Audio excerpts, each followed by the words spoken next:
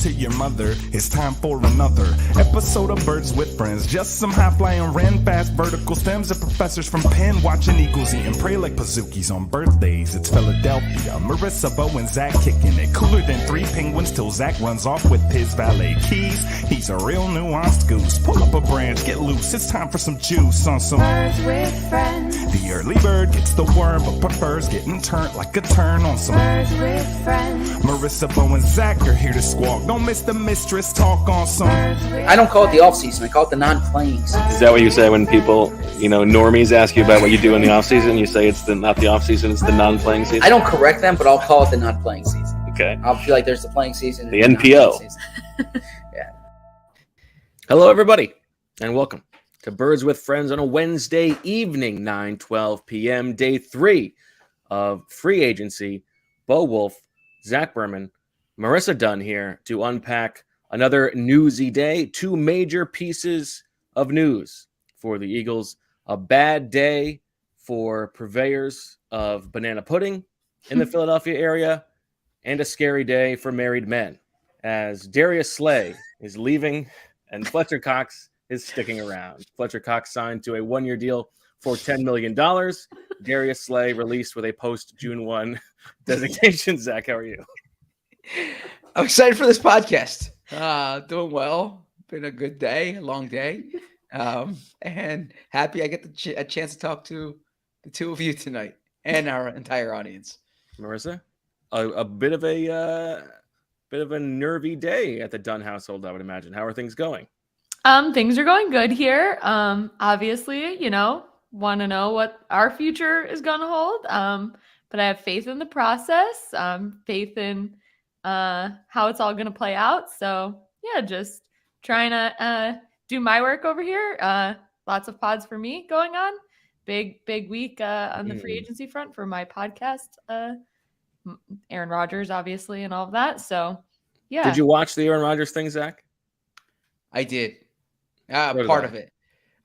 My son was homesick from school today, and my wife was at work, so I was. Don't want to expose him to that nonsense. Oh no, I had it on, but there were times when I was going over to hang with him on like whatever the task I handed at that moment. Read like, wait a second, he paid like millions of dollars to do a thing he could have just done in his own house.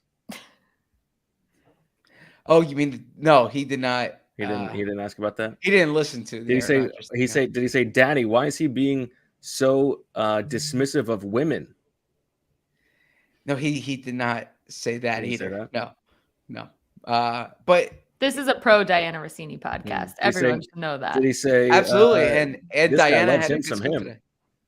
This guy loves him some him. Well, respectfully, I mean, a lot of people were watching, so I think a lot of people are interested in Aaron Rodgers. It's like that song, He's So Vain. He probably thinks this song is about him. Well, if the song is about him, how vain is he, right? Aaron Rodgers had a big chunk of the NFL world captivated, including the 3 of us. So we can't necessarily say that he thinks it's about him when literally we were tuning in to see what he had to say. I mean, it didn't have to be that way, though. I mean, it's because he enjoys that.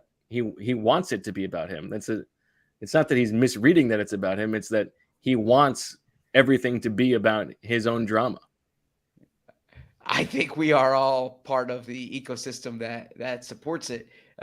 If he didn't have an audience, he might not be it. I think he enjoys playing to the audience here, but I don't know Aaron Rodgers, and I did. I made the joke on Twitter only after I texted you guys.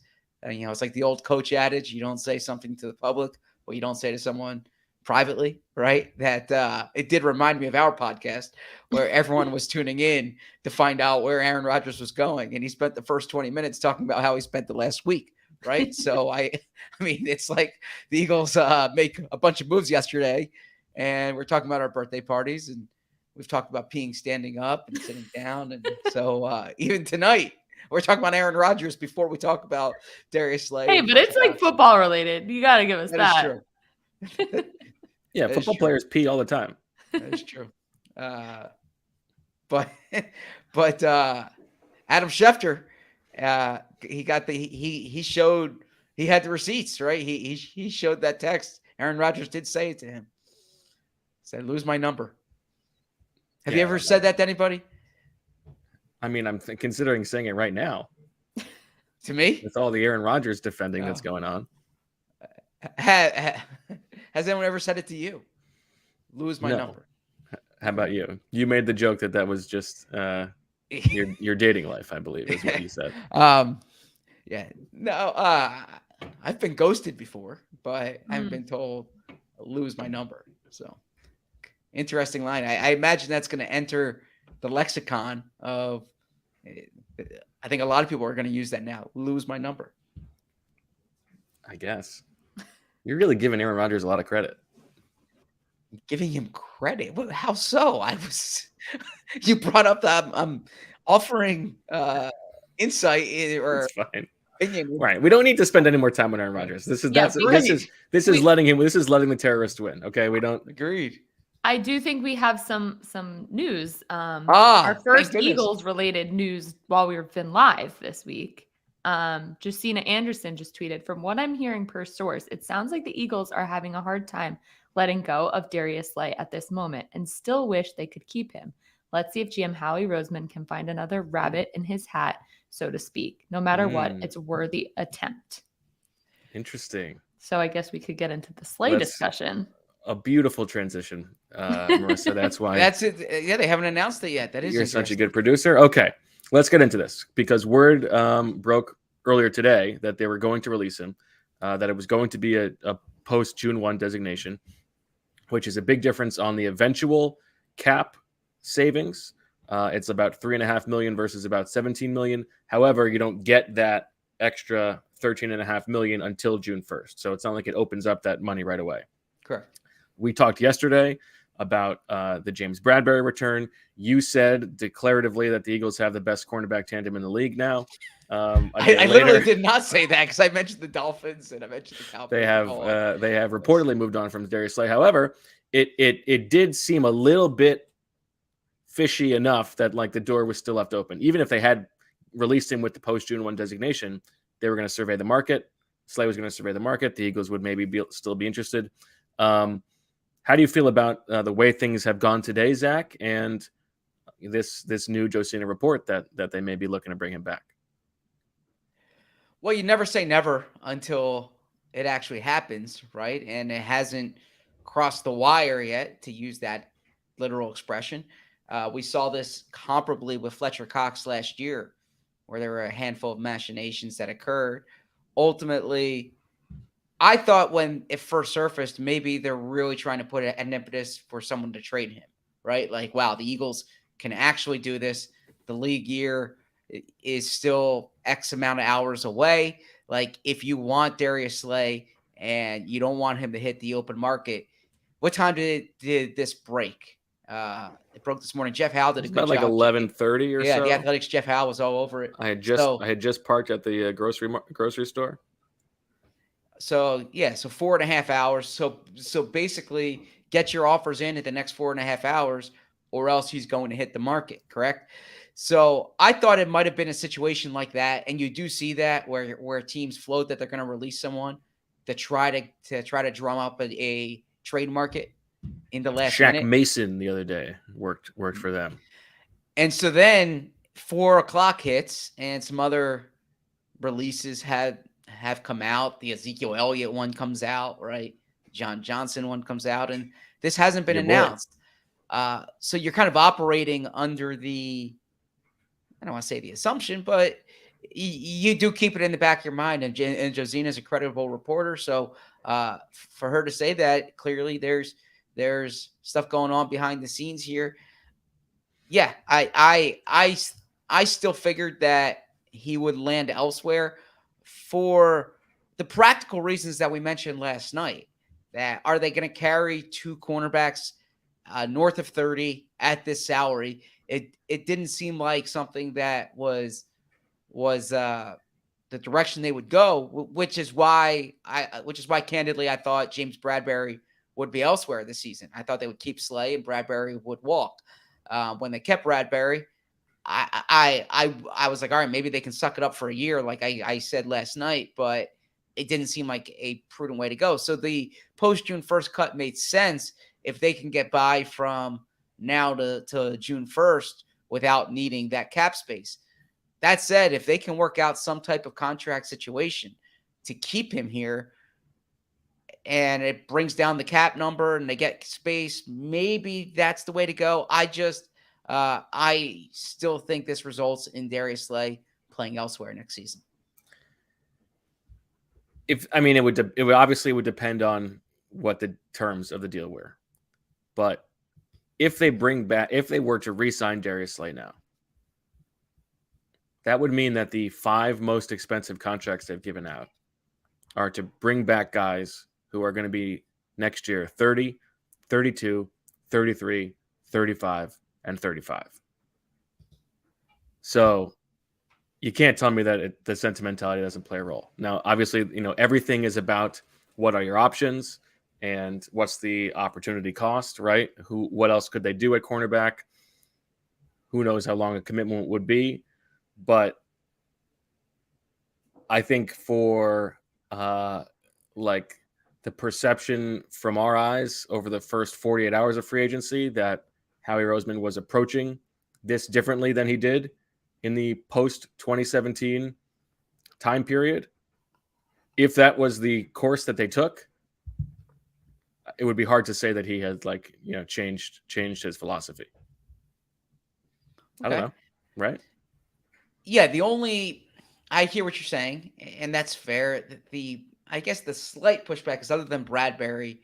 Well, again, this Slay thing's theoretical. Other than Bradbury, you're looking at everything as a 1-year thing, right? So it's not your Alshon Jeffrey commitment, right? Fair, so yeah. it's basically it's guys who you're signing them for a specific role for next year. And like Jason Kelsey is better than the alternative they would have had. Brandon Graham at $6 million is better than a situational edge rusher there. We can have a legitimate conversation about the James Bradbury money. I mean, if they keep Slay and Bradbury, then I am more with you there. Fletcher Cox, I imagine we're going to devote a big chunk of today's show to that. Fletcher. Yeah, because that might be market dependent too. But no, if you bring back all these guys over 30 and that's where you spent your money, then it's a fair conversation to have.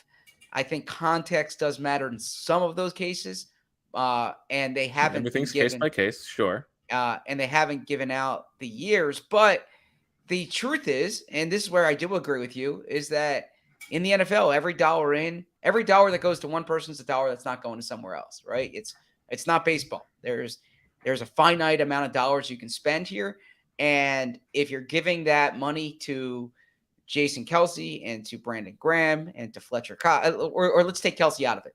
If you're giving Brandon Graham and Fletcher Cox $16 million, that's $16 million you're not spreading around to 2 guys who are 25 years old, right?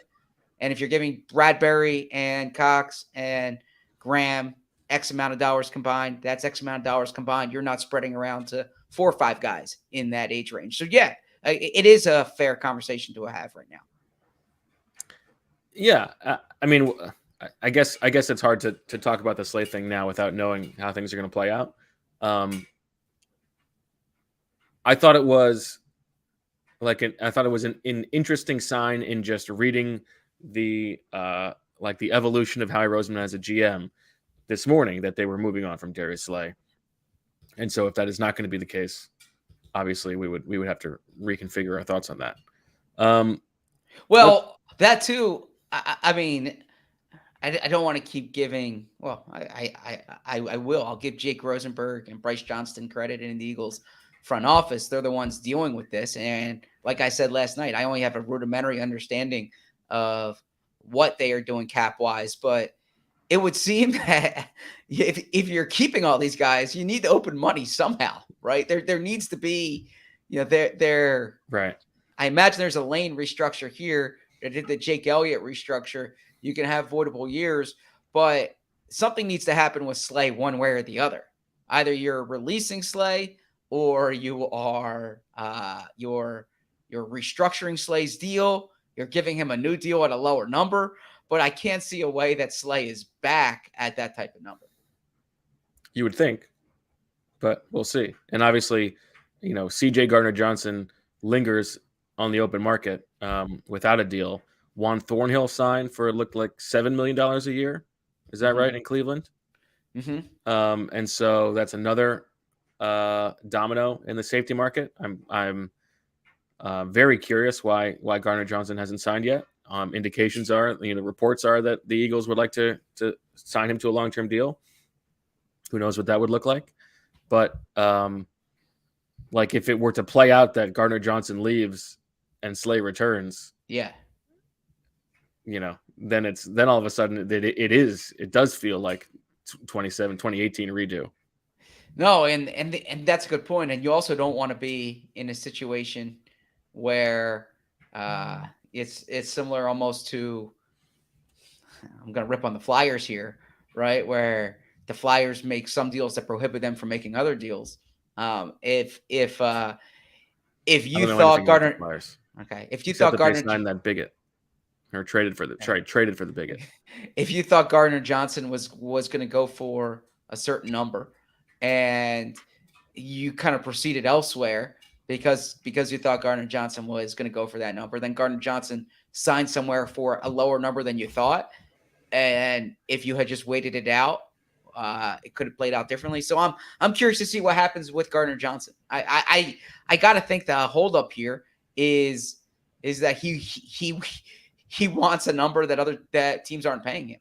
That's usually the read, like we talked about last night. When a guy's still on the market now, it's because they want more than what the market's paying. Sure. Yeah.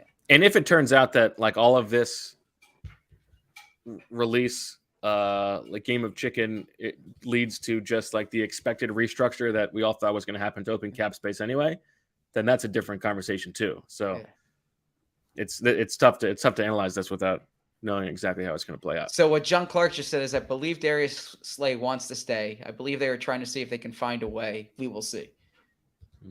People want that banana pudding, man. Sure do. I don't blame them. Okay. Marissa, are we a 1 or a 2 break? One break today. All right. Let's take a little break. We'll come back. We'll talk about Fletcher Cox returning to the Eagles on a 1-year, $10 million deal. We all want to look good and be comfortable, but finding that combination can be a challenge. The clothes are too tight. They're not your size. They don't look right.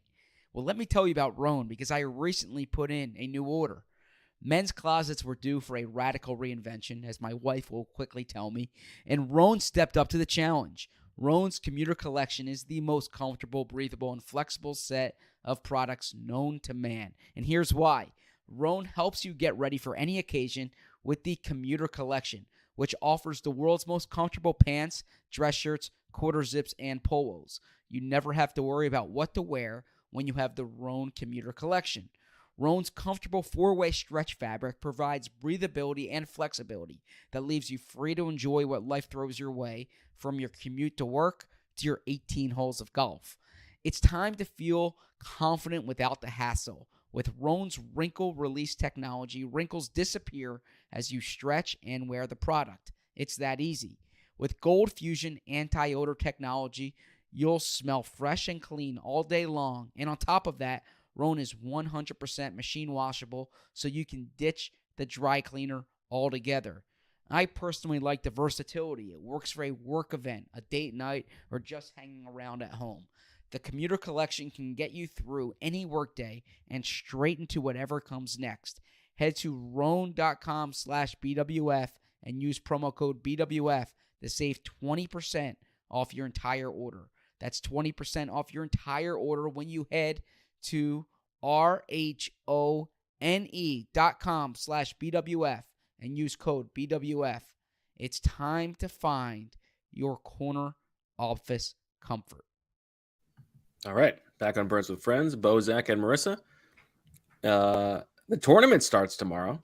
We've got the Birds with Friends bracket link in the details on YouTube of the episode.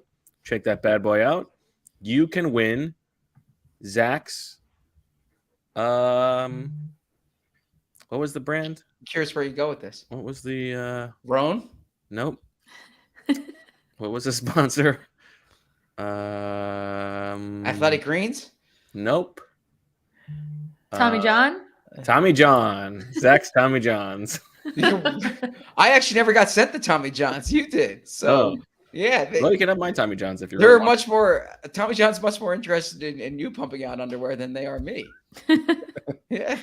Well, we said the winner can join us on the show. Yeah. And Zach said, well, maybe the second place person can because I'm going to win. He's going to win. So lots of confidence. There's over 90 people in it already. So make sure before 12 o'clock tomorrow, which is the Maryland Terrapins versus the West Virginia Mountaineers. So big game to start off. By the way, that's a famous Larry Bird story there. I was just Larry Bird famously walked into it's a little different. contest. It's not.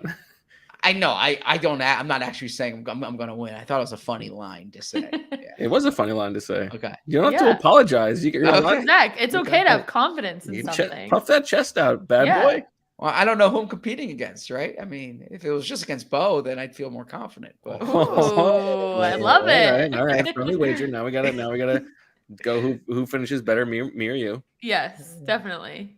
well, I mean, I think Bo's got to understand that NESCAC's not in the NCAA tournament, right? So, like, I don't know what that means. Like, He's saying like he knows more about, the Yeah. teams that are in the he team. thinks he does, but that doesn't that doesning always play out in your benefit. I don't follow like You think I Tulsa didn't- and Amherst. You think and I am those offended for guys. like 15-year-old me who did his own like 1 through 50 college basketball rankings every week and did a bracketology every year and beat Joe Lunardi, bent him over my knee and spanked him. I feel like young Bo and young Zach would have been so like fun together. Oh, I agree. Oh, yeah. I mean, I hope 36-year-old. Yeah, except I wasn't sitting on the bench. I was playing in the game. Oh, wow. Yeah, my team's won though. That's the thing. Wow. Yeah. You're talking to a state champ. You're talking about number 10 baseball team in the country. Like you can look up USA Today archives, number 10 baseball team in the country. Like that's literally what we were ranked. So Fire emojis tonight. I mean, I think my team This is all part had of the bracket smack talk. 14 guys who went on to play D1, multiple guys who were, in the minors. So yeah, all of them listening to the show, right? hopefully they are loyal listeners. Yeah, they have a lot of notes. The problem is that Zach's going to just the way that Zach is usually wired is I think that he'll just pick chalk in every round. Well, so like, they did have a better record, so I gotta. Well, no, so it's funny you say that. Actually, it's funny you say that. I was I did my bracket on what was it, Tuesday. We did a show Monday. I said I hadn't filled it out. Right. Tuesday morning I did a bracket, and I picked Houston to win it all. Okay, and I was like, all right, this is a pick that a lot of people aren't going with here, because the number 1 overall seed's Alabama, and then I trust Houston as a 1 seed. And then I saw the odds on I'll say BetMGM because they're our official sponsor. Okay. And Houston had the best odds to win the NCAA tournament. Oh, really? I didn't know that. Yeah. So really?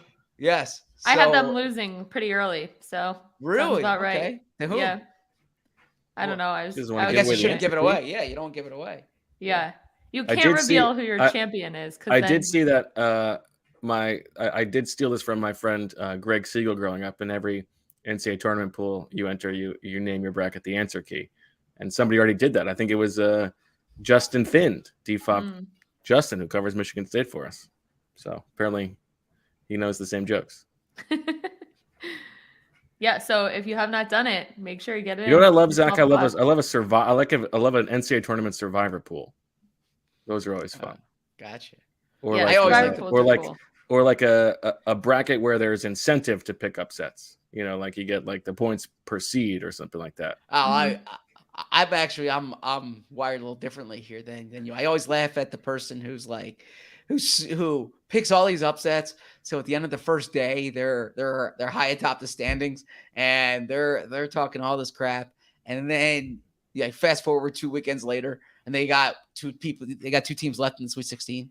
I mean, yeah, because that's not the way that the thing is scored. So you shouldn't do it that way. But if it Yeah. I mean, everybody enjoys the first 2 rounds of the tournament more, so maybe they should matter just as much, if not more. I wouldn't put it past you to create a scoring system that benefits that. Yeah, I'm down to do that. Yeah. Okay. All right, Zach. Let's talk about Fletcher Cox. Fletcher Cox today, according to reports, re-signing for a 1-year, $10 million deal. Adam Schefter called it a hometown discount. Diana Rossini said the Jets were interested and offered a little bit more money. A little check-in on where that ranks with the defensive tackle market. A defensive tackle market that I think was more of a, to steal a term you might use, more of a bull market than other positions in free agency this year. You got Javon Hargrave, who signed for $484. You've got Draymond Jones, who signed for $351.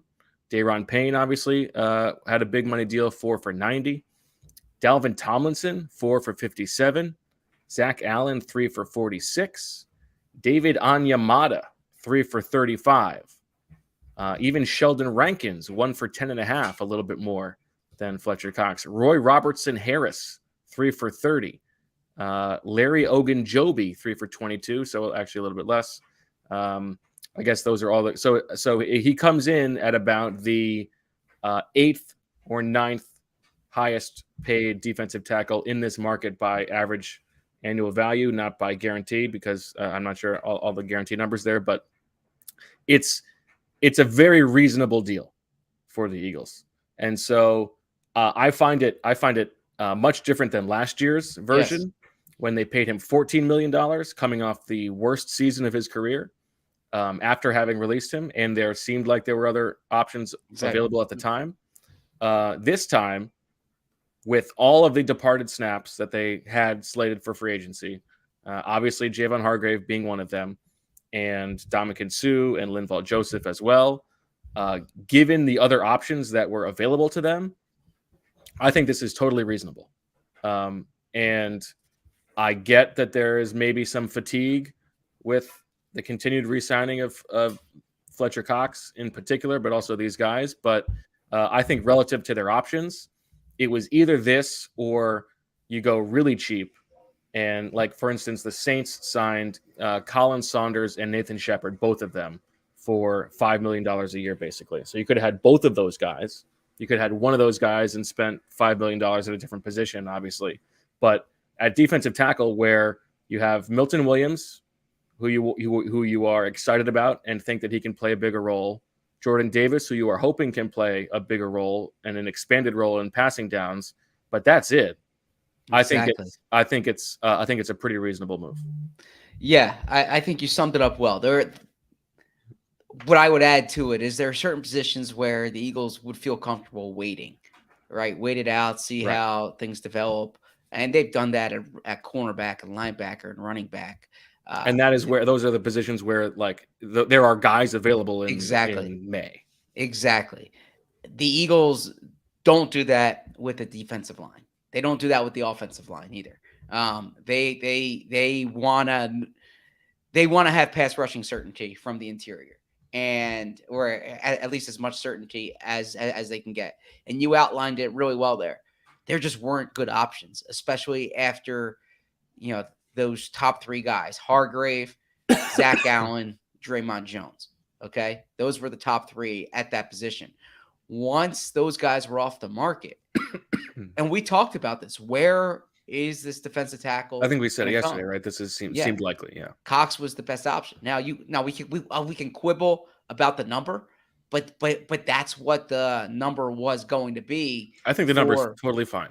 Exactly. So yeah. So look, I don't think they're better at defensive tackle right now. They're really counting on. Obviously, they're counting on Fletcher Cox being productive, number one. But they're really counting on Milton Williams and Jordan Davis providing more than they did last year. Javon Hargrave was a premier player. He's being paid like that, $21 million a year player, right? So once you lose Hargrave, where do you go from there? I think that maybe if you have a do-over here, do you pay more for Zach Allen? It's a fair conversation. Zach Allen really got paid. So you got to be confident not just that Zach Allen's like. I mean, he's making 15 a year.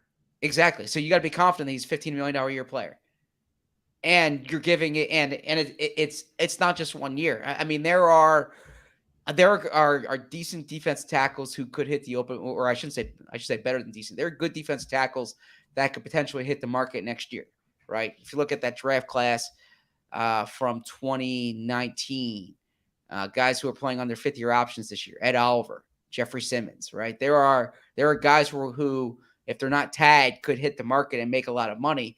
That maybe the Eagles go back into the market next year. If Fletcher they're really Cox, good, they're going to get tagged, right? Sure. Yeah, you would imagine so.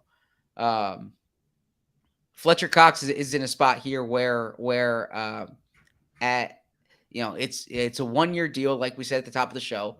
They're paying him to rush the quarterback this year. That's what they need from him. And so it's not the outcome I expected. I thought this was going to be Fletcher Cox's last year. I thought that of the players the Eagles would keep, Hargrave would be high atop the list because of the way they prioritize defensive tackle. So I think they may do with what was on the market, but you outlined it well. It was an unattractive group on the market. Now, I mean, it's starting yesterday. This seemed like their best option available. We don't know how involved they were in, Draymond Jones or Zach Allen, if they were willing to pay those guys. And, would you rather have paid an extra $5 million for Zach Allen this year and taken a cornerback lesser than James Bradbury, if that was the math, or would you, if you borrow from whoever you're going to sign at safety? I don't know. I might would rather have that, but I don't know what options they had available to them. Yeah. So I would rather have the Zach Allen contract, I think, than the Fletcher Cox contract. I mean, I'll say this, and I mean, just based on age and trajectory, I would rather have Zach Allen and Byron Murphy right now than Fletcher Cox and James Bradbury. Like, I would probably trade Cox and Bradbury for Murphy and Allen. I would rather have a 25 and a 26-year-old. Now, it doesn't quite work, the math, right? It's not quite equal. I mean, but Allen was $15 million a year, and Murphy was 11. I mean, I think it was 2 years, 17, right? So I think 8.5. He had that back injury. I wonder if the back is fakakta. It's one of those. I think it's like 2 years, 17.5, up to 22 million though. Okay. Right. When you see the up to, but yeah, so it's not totally apples for apples, but there's also the point, like, would you rather have two guys who were on a Super Bowl defense last year or two guys on Arizona's defense last year? Right. Like, are you really two guys who to... but that's the problem. Like, there is this familiarity bias that every team has. That's why you see every team in the league, like, signing players from their own division. Sure. Which is another pet peeve. But in terms of the grand scheme of everything they've done so far, like, ending up with Fletcher Cox back at this number is a little bit underwhelming. But in the siloed analysis of what they could have done at defensive tackle today, I think it's totally reasonable. And there's a reason why the Eagles acted quickly last year, and like, I hope this doesn't come off the wrong way, but for as big a game as Howie talks in terms of, like, you guys think everything happens the first week of free agency, and you got to be patient, you can always wait. They don't believe that on the defensive line. Like, they don't want to see, well, what could happen in the draft or who comes available after the draft. And the reason for that is because there's far more demand than there is supply of defensive tackles. Whereas, as you said at the top of the segment, linebackers and corners, there are guys like that hanging around more. I mean, part of that is, physiological. Like, there's the body types. There are fewer, 6'3", 320-pound guys who can run on this earth than there are, 6 foot, 200-pound guys who can run. So it stands to that's why big guys go higher in the draft, right? But the Eagles aren't patient at defensive tackle. They They were quick to sign Cox last year because they wanted to have that type of certainty. And I think they did the same this year. And there is a conversation that could be had. Well, could you have waited to see what happens with Jalen Carter on draft night, right? Could you have waited to see who your first round pick is? And then last year they signed Ndamukong Suh and Linval Joseph during the season. Could you have signed one of those types of veterans after the draft and gone from there? But they would much rather have the certainty of Fletcher Cox, and I get it in that regard.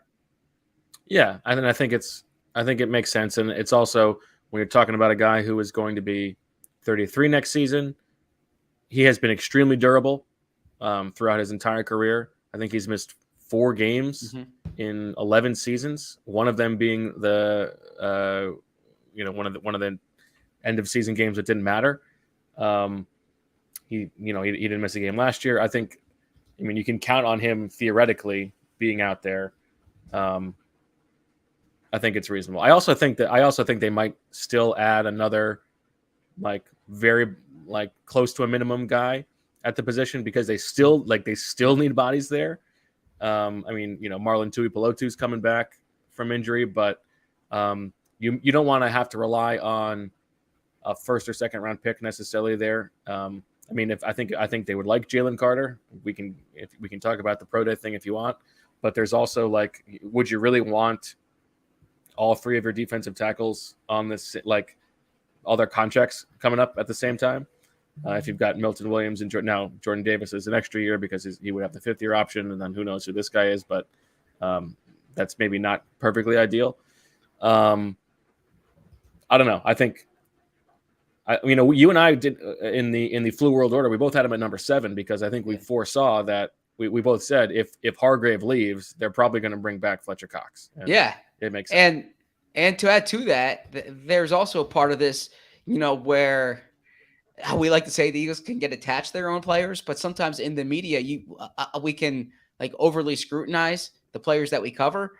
In that, if they sign someone from a different team who had 7 sacks last year, who on your you had that great chart in the shopping list in the free agent shopping list, Fletcher Cox has a better QB hit rate than Draymond Jones and Dalvin Tomlinson, Sheldon Rankins, guys who were getting signed for more money than Cox was. You would say $10 million for someone with his skill set coming off of a 7-sack season. Yeah, that's a good signing to make, right? So I think sometimes we can be overly dependent on having seen these guys so much. I had no idea, Zach. We didn't play the game tonight. I had no idea that Steve Alford was the Nevada coach. Okay. Yeah, no, I don't have that game on. I still have NFL Network on. No idea. I got to change that. Yep. Jeff Howe of The Athletic says, plot twist. After informing Darius Slay of an impending release, the Eagles are working to find a way to keep their cornerback per source. Nothing final just yet. So similar to Josina's report, but the smoke continues. It reminds me of the first 72 hours of Jane's life when she had not pooped yet. Oh, okay. And this was a big red flag. Rachel and I were very concerned. But she was tooting, as we say.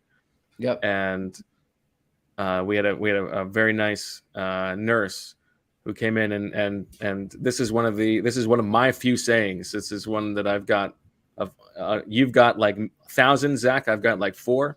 Mm-hmm. But we said that she hadn't pooped yet, and she asked if she was tooting. We said yes, and she goes, "Where there is smoke, there is fire." There you go. She was right. Eventually it came.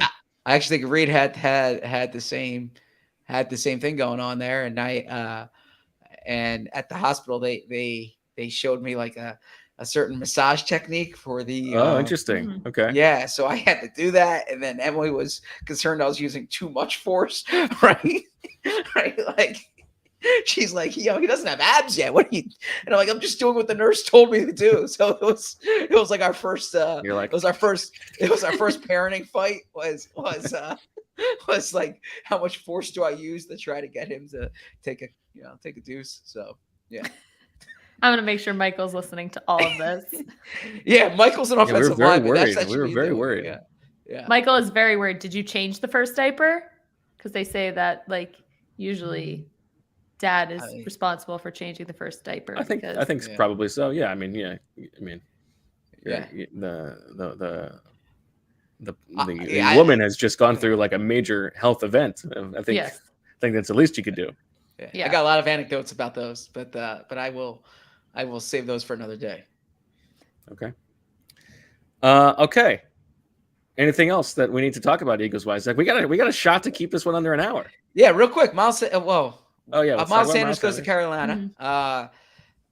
A 4-year deal. I see the numbers are coming out now. $25 million. Garofalo So- just tweeted $13 million guaranteed. For Miles. Wow. Okay. Okay, that's not bad for him. So Good for I him. think from like a landing spot perspective, this is a really good landing spot in that they don't have a starting running back. I think Hubbard's the only other guy. They don't have they did not re-sign Foreman, right? So You they got don't have Mike a starting K. running back. Yeah, Deuce Staley was a big part of drafting him in Philly. Deuce Staley really liked him in that 2019 draft. They have a decent offensive line, right? I mean, they had a group that they were happy with late last year. That was a big part of the running success. I actually think, correct me if I'm wrong, but I think Frank Reich kept their offensive line coach from last season. They'll have a rookie quarterback in there. I'm presuming a quarterback who can move a bit. So there are conditions here that seem pretty good for Miles. So good for Miles. And I still think the Eagles played that the right way. And I also think these few days shows you, like, this is evidence of where the Eagles' priorities are. What did they spend on? They've spent on their pass rush. They spent on their offensive line. They spent on their corners. They haven't spent on linebacker. They haven't spent on running back, right? Like they let their running back and linebacker go. And even for older guys, they'll spend on the lines of scrimmage and in the passing game. Who is your aside from CJ Gardner-Johnson, who are you most surprised from the Eagles who has not signed yet? Isaac, for sure. Yeah, me too. Mhm. Yeah. Because guards are going. Yeah. And they're getting and paid decently Maybe he well. wants to play with Michael. Yeah. Maybe they're a package deal. Yeah. I actually said that to Michael today. Like, did I miss that? Like, where did Isaac go? And he's like, I don't think he signed anywhere yet. Yeah. This sounds bad. I know this didn't happen, but I can see Isaac not answering his phone. He forgot free agency started. Yeah, like, in the draft. Why is the everyone draft, calling me? They're just bothering me. Exactly. Yeah. That's what I was gonna say. Like, oh man, I can't. I gotta Leave me answer. alone. Exactly. It's like the stories you hear where they're not going to draft the guy unless they actually get him on the phone. Right. Teams have these offers, and Isaac's just not answering the phone. So it wouldn't. To go back to Bo's story, that would kind of fit character. Obviously, that's not happening. But. Quarterback Jacoby Brissett signed today with the Commanders, so there goes that option for the Eagles. There's nothing really else to say there, but you think he's going to win that job? Are you scared of Jacoby Brissett? My goodness, like Jacoby Brissett, all the power to him. He's a guy you like to have as your backup if he's competing for your starting job, or if he signed to put pressure on. I don't know. The Washington situation befuddles me, and this is why. All year last year, they didn't want to go to Sam Howell. All right, they did not want to go to him. Then they start him in week 18. Okay, he plays fine, right? And then all of a sudden, he's your guy. Fine. He wasn't even that good. He's your guy going into the year. You went with Carson Wentz and Taylor Heineke throughout the season. You go with Sam Howell in week 18, and then he's the guy. And then it's like, well, we'll bring in Jacoby to push him. But man, that's a team that unless they're going to draft somebody, I don't get what they're doing unless it's just one of these things where all the coaches are going to get paid this year, and they're going to be in the mix for Caleb Williams, who's a DC guy, by the way, Gonzaga High School in DC, or Drake May, and they'll have a new owner next year, with the number 1 pick, right? Like I don't understand how they would go, and Sam Howell might prove me wrong here, but it just seemed if they really like Sam Howell, at some point last year, they should have given him their opportunity. People are saying in the chat, Sam Howell was their number 1 QB last draft. If that's the case, why did they spend all that time with Taylor Heineke? Well, then why did they take him in the 5th round? Yeah. Give me a break. I mean, was Taylor Heineke so good? Or like when Is that your boy back, Jason again? when they went back to Carson, why wouldn't they just go to Sam Howell in that case? The Colts at least went to they went down to the 3rd stringer there just to what, Sam Ellinger, was it, right? Like just to see who else was there. So yeah, I don't get it. I don't get what the Commanders are doing. Well, I mean, they're just they can't do anything until they figure out who the owner is going to be, right? So they're just held hostage by that. Like, otherwise they could have fired Ron Rivera. I mean, yeah, but they gave this huge contract to Payne. So yeah, I don't know. I mean, that's a team. Boy, is that guy a pain. To me, that's a team. That's a team that just guarantee Lamar Jackson the money, right? Just sign him right now. Like, what's the worst that could happen if you're Washington? Yeah. I mean, of course, the NFL has this clause where they would need to have the $250 million or whatever to put in the escrow. So I don't know what anyway. I don't know what Snyder's cash situation is, but I imagine that's something that could typically come up. All right. I'm kind of hoping we're gonna get like Slay or Brad or Gardner-Johnson news like in these next 5 minutes, but otherwise, I don't know what else we have to talk about. I was, you know what I was thinking about, Zach? I was thinking about our discussion about that terrible movie, You People. Okay. And your defense of it. My defense of it being that like it was just entertaining for 90 minutes, and I'm not trying. Yeah, I mean, you're one of the and correct me if I'm sorry. Go on with your point. And then, here's how I want you to try to think about it. Okay.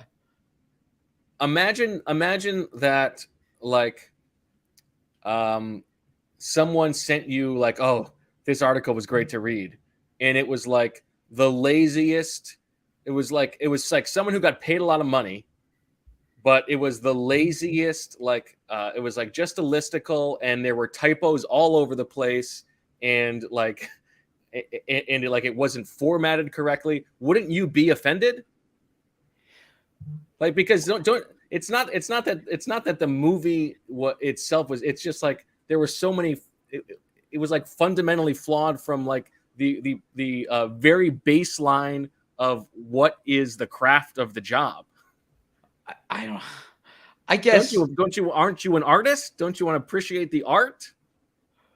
I would say that no, from that perspective, no. The same way, I remember I loved Bill Simmons in like middle school and high school. I read all his stuff, and there was this like old school reporter thing. Oh, you can't do running diaries. And to me, no, it's entertaining, right?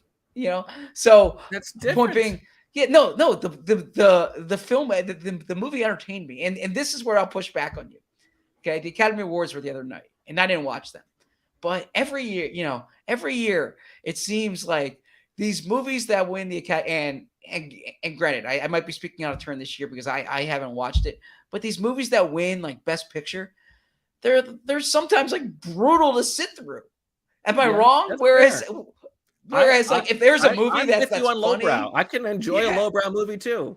I just want it to not be like full of typos and incorrect facts, and I just want it to be edited. I don't know. I mean, were you not entertained for 90 minutes? It was fine. So that's what I'm saying. Like when I sit down and I watch it, I'm entertained for 90 minutes. That's all I'm doing. I'm not trying to some of these. But you are a man who cares about your job so much. Sure, you should care about people who appreciate craft. Well, everything is different in that regard. It's Like everyone has a different level of appreciation. And now, I guess this is the comparison that I'll give. Okay, if you give me wine, I can't tell the difference between like a $100 bottle and a $10 bottle. To the point that Emily laughs. We went to Napa, early in our relationship, and like the person was like trying to explain this to me, and I was like, I'm actually driving today. I can't really, they want, I can't sample all these wines. I don't know. I don't appreciate wine. Okay. I clearly don't appreciate filmmaking the way you do. I just don't think that the leap from writing to like movies is that large. It's not like wine. It's to me, like under the same umbrella, sort of. So it's storytelling. No, so poor grammar would be like if the grammar doesn't make sense, that would be like if in the movie they just I don't know, just certain scenes just like the words stop. like yes, that's basically what happens. No, it seems you're more upset with the structure of it. Like I was like there are scenes where like the coverage shot doesn't match the word, like the dialogue. What does that mean? What does that mean? The coverage so shot like I'm talking to you, and then it goes to a shot of the back of my head, right?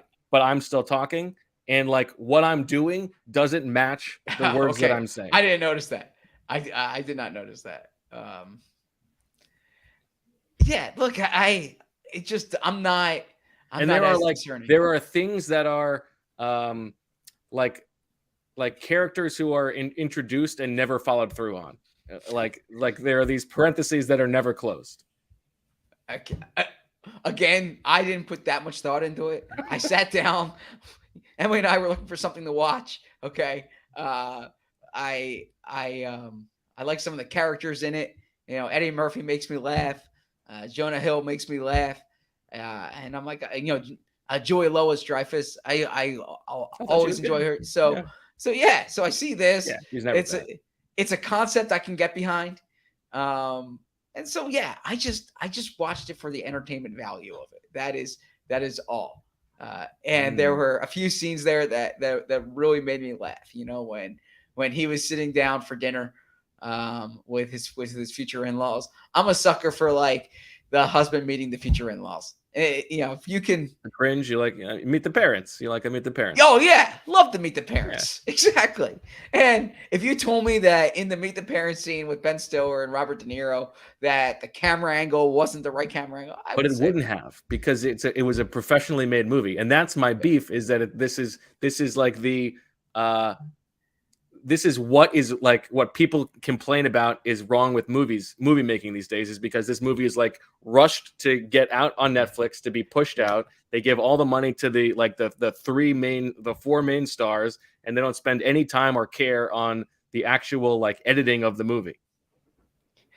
Okay. Yeah. Things are just out of focus in the movie. I think that was actually the device they were using. No. No? Okay. All right. I think that I don't know. I thought it was funny. I'm not saying it's the best. It was slapdash.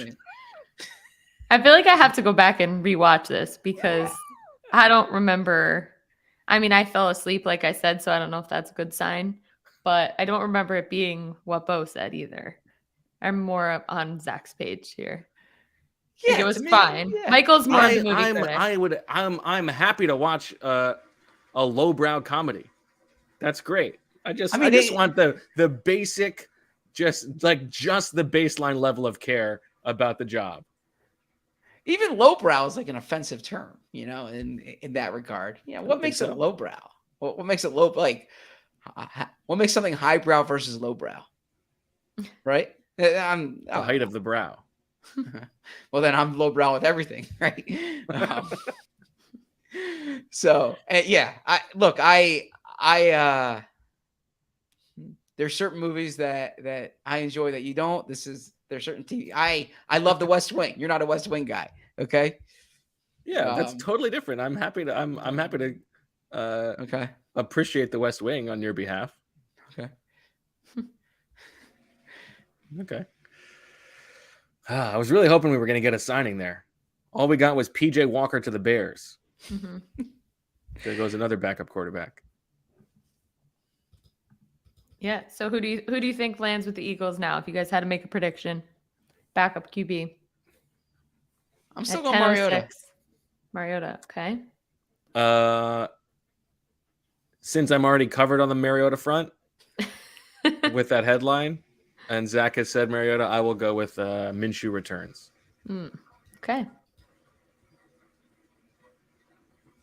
I think everyone's going to return. They're gonna call up the Niners. They're going to trade for Javon Hargrave. Run it back, right? Yeah, run it back.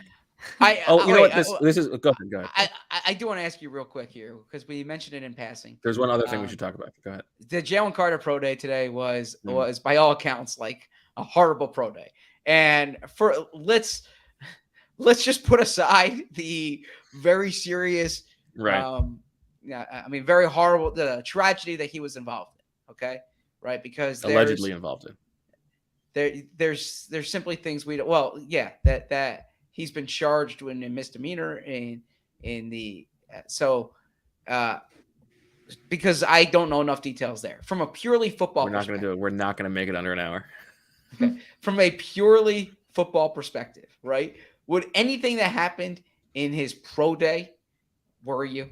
Like, to me, I mean, if you thought, I heard I went to sleep last night watching the Jason Kelsey, Daniel Jeremiah interview. Mm-hmm. And actually, Emily's like, "What are you laughing at?" There were some great moments. It was a good interview.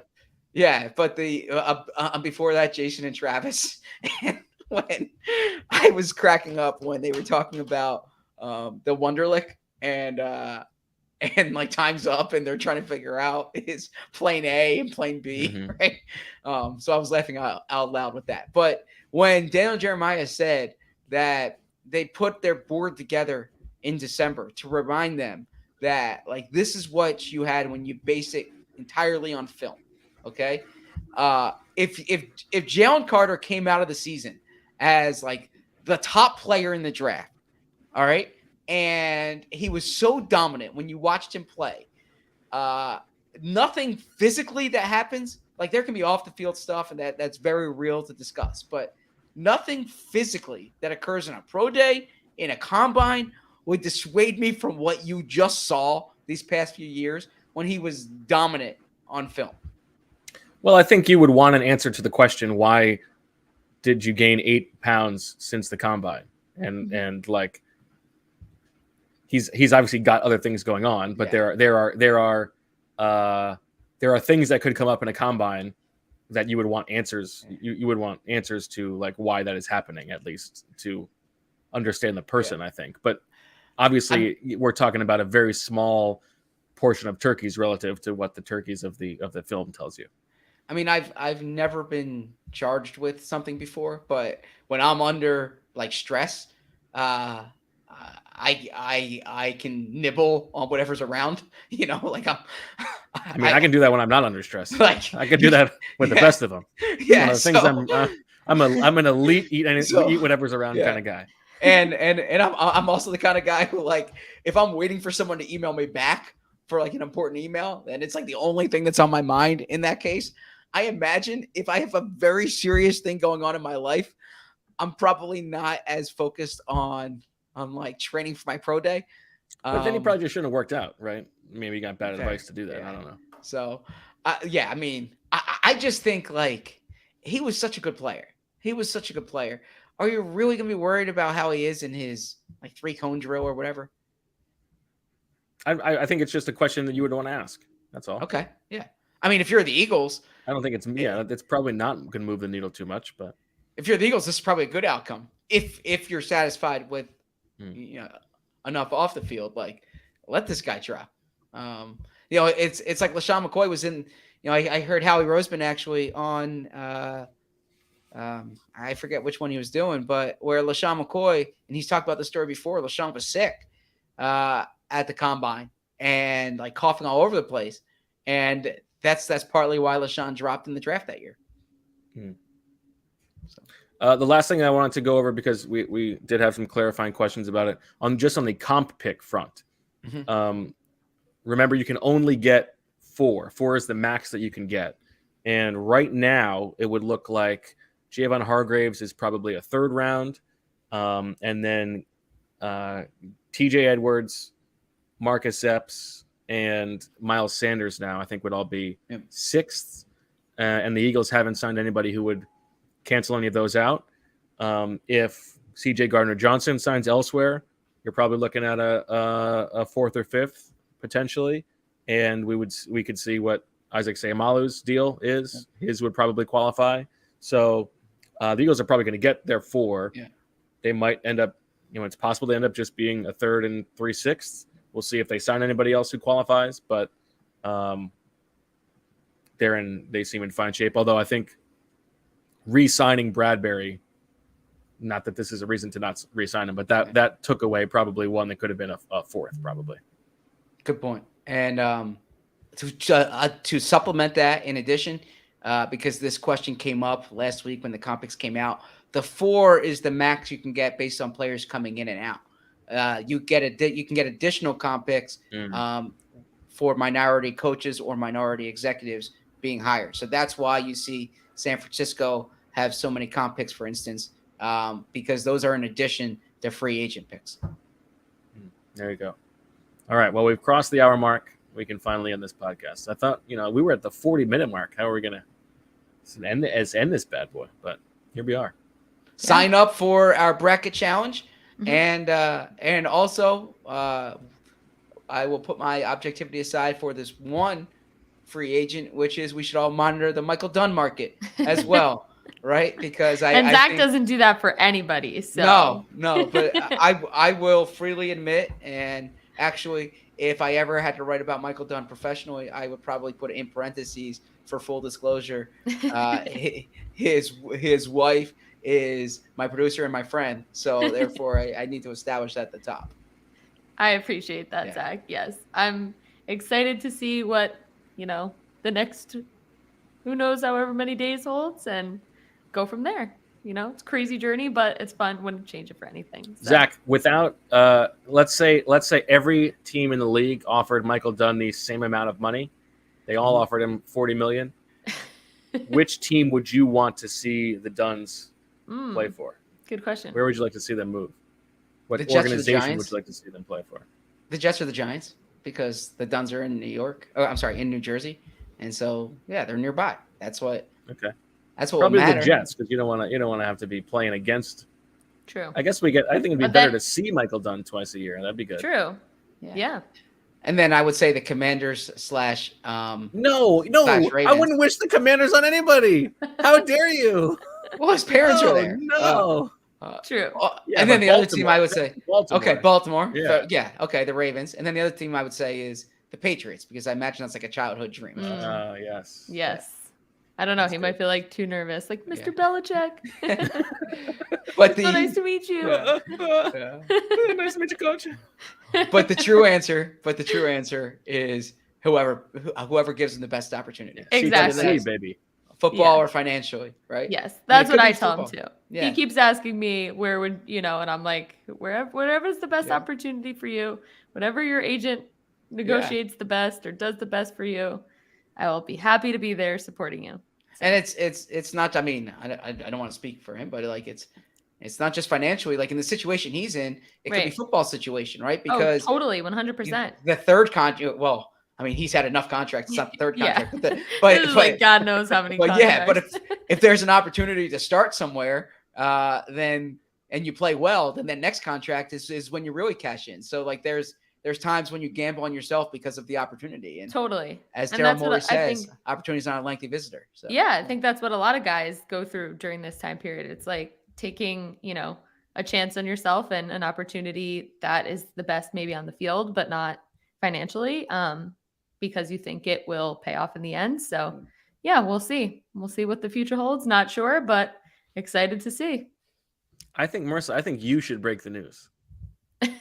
When it happens. Yeah. That's what I said. I actually said that to him. I was like, can I tweet it? I think you should be the one to tweet it. Yeah. I think he said no. I don't know. He might have not answered that question, but I don't think he was like all about that. I was like, I could say source like B or source you know, my husband or like, I don't know. But I don't remember if he gave me an answer to that. Well, so TBD, I'll be back to you on that one. Well, not to pump up Aaron Rodgers, but one thing I did like that he said is that I speak for myself, right? No, he said I speak for myself, which I like. You don't need, you know, source. Like you can speak for yourself, right? But Bo's laundry is done. Oh, okay, gotcha. Ready to march do into the love the- Revolutionary War. It's like a cute jingle, but it's also like, ugh, I got to get up and fold Yeah, the yeah. clothes now. So, yeah. Yeah, I was tuning out because Zach was caping for Aaron Rodgers again. So I wasn't caping for Aaron Rodgers. I was saying I like when people speak for themselves, right? So okay, all right. Well, that'll do it. Another big day for the Eagles. We will not necessarily be back tomorrow. I mean, it's tournament day. Everybody's got other stuff going on. Yeah. But if big news warrants, we will return. Hopefully, hopefully it's Zach Berman named general manager and the Goodbye podcast. I That'd be mean, fun. to be Would GM, you give us scoops? I mean, well, I'd have a professional obligation. But I would give you That's scoops. a no. No. I would definitely give information to the local guys before the national people. Yeah, Okay. absolutely. You would talk to me on background. You would help inform my understanding of what's going on. Yeah, I would actually speak. I would speak on the record. Like I wouldn't be afraid of my own voice. Yeah, I would. If you're the GM, yeah, I would speak and I would say. There's actually there was one time like I was being someone wanted to do or they wanted to talk to me for something and they're like I'll quote you as like a source and I was like no, you can put my name to it, right? If I say something, I put my name to it. Yeah, it was yeah. I'm not. This was a long time ago. I don't want to say because I don't want to dime anyone else out. But yeah, it was a long time ago. All right, no diming out. All right, thanks everybody for listening. That'll do it for this episode of Birds with Friends. For Marissa and Zach and Jason, I'm Bo. We appreciate you listening and watching. We'll talk to you later. And as always, we love you.